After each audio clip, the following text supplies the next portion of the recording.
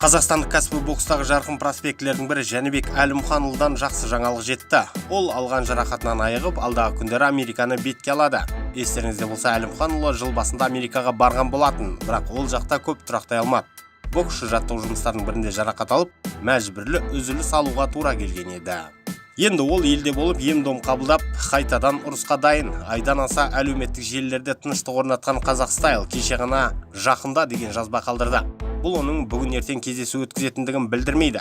Біріншіден ол ақш жасады. Сосын өзінің бапкері Бадди Маггетпен жаттығу жұмыстарын жандандырады. Ал бұл аралықта оған қарсылас іздестірілу басталып кетті. Алла сәтін салса, Жәнібекті біз мамыр айында кезекті рет рингте көріп қаламыз деп отырмыз.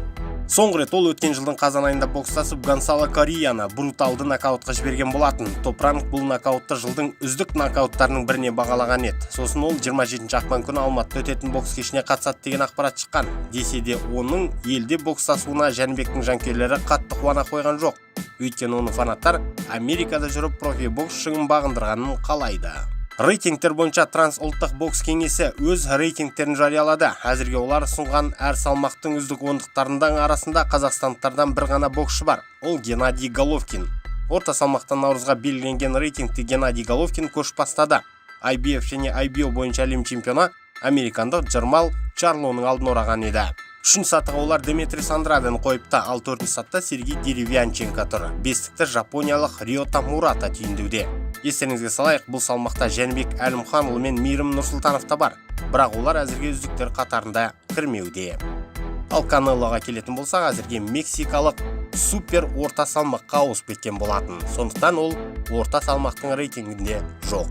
Ал 20 наурыз күні Мәскеуде жартылай ауыр салмақтағы WBC және IBF бойынша әлем чемпионы Артур Бетербиев Адам Дайнеске қарсы кездесу өткізеді. Осы бокс кешінің андеркартында жеңіліс көрмеген қазақ профи Бектас Қасенай өзінің кезекті кездесуін өткізеді.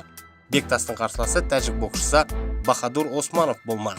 61-2 келі салмақта өтетін сын 6 раундқа жоспарлануда. Бектас Қасенай бұған дейін профи рингте 4 кездесу өткізіп, барлығында жеңіске жеткен. Бір кездесуін нокаутпен аяқтаған. Біз жеңіл салмақтағы боксшымызға алдағысында сәттілік тілейтін боламыз.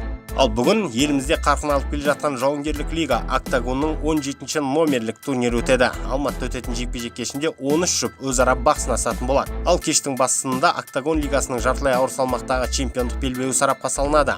Бұл сында ақтаулық жауынгер Айболат Мұратұлы мен алматылық Карим Рузбакиевтер өнер көрсетіп, лиганың чемпионы атану үшін ашық айқас өткізбек.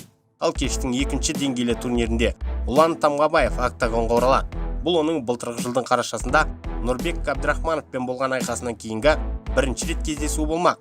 Естеріңізде болса, солсын өте талас жағдайда аяқталған болатын. Көрермендердің пікірінше Тамғабаевтың жеңісімен аяқталған сында NFC чемпиондық белбеуін төрешілер Нұрбекке беріп жіберген еді. Ұланың бұл жолғы қарсыласы өзбекстандық Абдул-Азиз Сотволдиев болмақ. Сондай-ақ Қазақстанда танымал жауынгерлердің бірі Алтынбек Магаздың да сыны осы кеш аясында өтеді. Ол қырғыз бауырларымыздың өкілі Арген Маликовпен жұдырықтаспақ. Жарыс болардан бір күн бұрын көз арбасу рәсімі өтті. Кездесулерді қазақстандық жанкүйерлер Сетанты Қазақстан телеарнасының тікелей эфирінен кешкі сағат 18:00-де көре алады. Қызықты сындарды жіберіп алмаңыздар. Бейне материал ұнады ма? Онда лайк басыңыз, пікір қалдырыңыз. Бұл біз үшін маңызды. Арнаға жазылып қоңыраушаны басып қойсаңыздар, соңғы жаңалықтарды бірден біліп отырасыздар. Осы бейне материалды түрлі әлеуметтік желілер арқылы таратуларыңызды сұраймын. Уақыт тауып тамашалағандарыңыз үшін рахмет. Қазақ батырларының жеңісті жорықтары молынан болсын.